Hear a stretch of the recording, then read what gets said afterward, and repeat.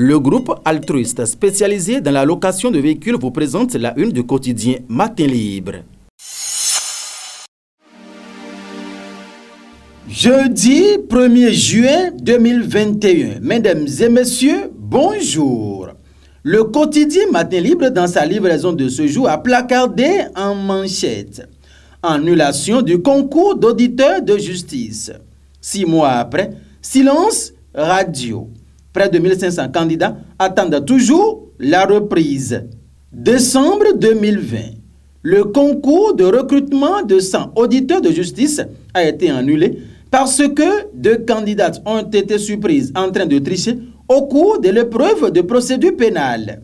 Le chef de l'État, Patrice Talon, a alors ordonné l'annulation du concours et sa reprise. 6 mois sont passés depuis lors et le concours n'a toujours pas été repris. Samedi 12 décembre 2020, pour 100 postes en jeu, 1498 candidats ont composé pour le concours d'auditeurs de justice.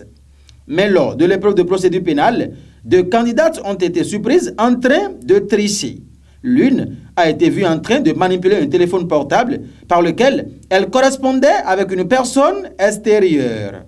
L'autre avec des documents écrits en forme de brouillon qui n'étaient pas ceux fournis par le centre d'examen. Elles ont été sorties de la salle de composition et expulsées du centre d'examen. L'affaire a été confiée à la justice. Une semaine après, le chef de l'État a décidé d'annuler le concours et a ordonné sa reprise. Seulement, les près de 1500 candidats étaient loin d'imaginer que la reprise annoncée allait prendre autant de temps. 6 mois après l'annulation, c'est toujours le silence plat de la part du gouvernement. La suite, c'est en page 2.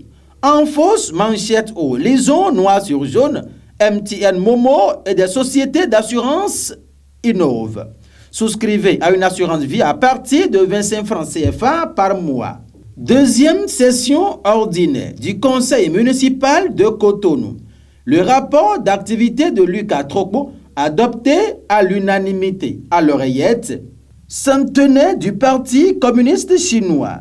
Sans le Parti communiste, pas de Chine nouvelle. Dans les colonnes du quotidien Matin Libre, l'information est à lire.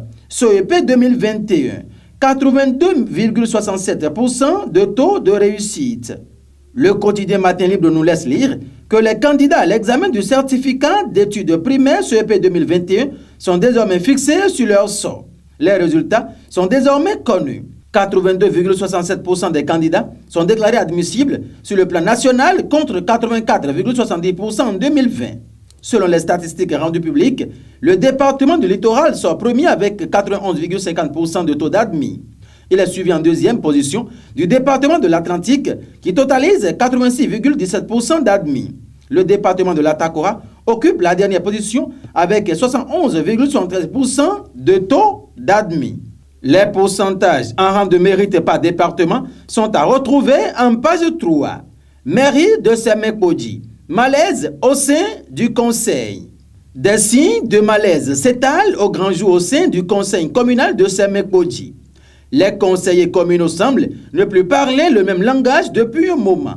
À titre illustratif, les conseillers de l'Union progressiste ont boycotté les travaux de la deuxième session ordinaire 2021 du conseil communal. Dans une déclaration, les conseillers UP ont exposé des divergences au sein du conseil communal.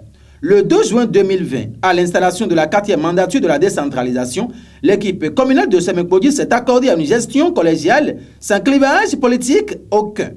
Mais depuis lors, les conseillers UP ont toujours été victimes et sans vergogne des actes de discrimination ayant pour objectif unique de neutraliser le parti dans la commune.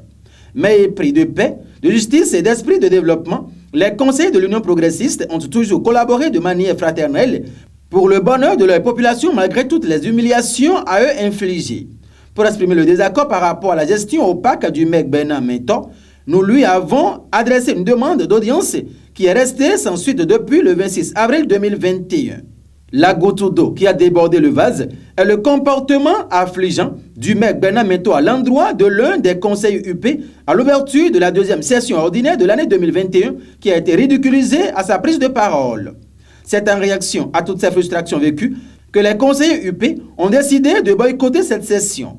Par contre, le parti se rend disponible pour toutes les actions entrant dans le cadre du développement de notre commune, lit-on dans cette déclaration signée du conseiller Valentin Assino. Enfin, concours CAF-CP EMP 2020 qui protège les supposés fraudeurs. Une interrogation du quotidien Matin Libre dont les détails sont à retrouver en page 9. Mesdames et messieurs, merci de nous avoir suivis. Fructueux mois de juillet à chacun et à tous et que Dieu le bénisse en santé pour tout un chacun de nous.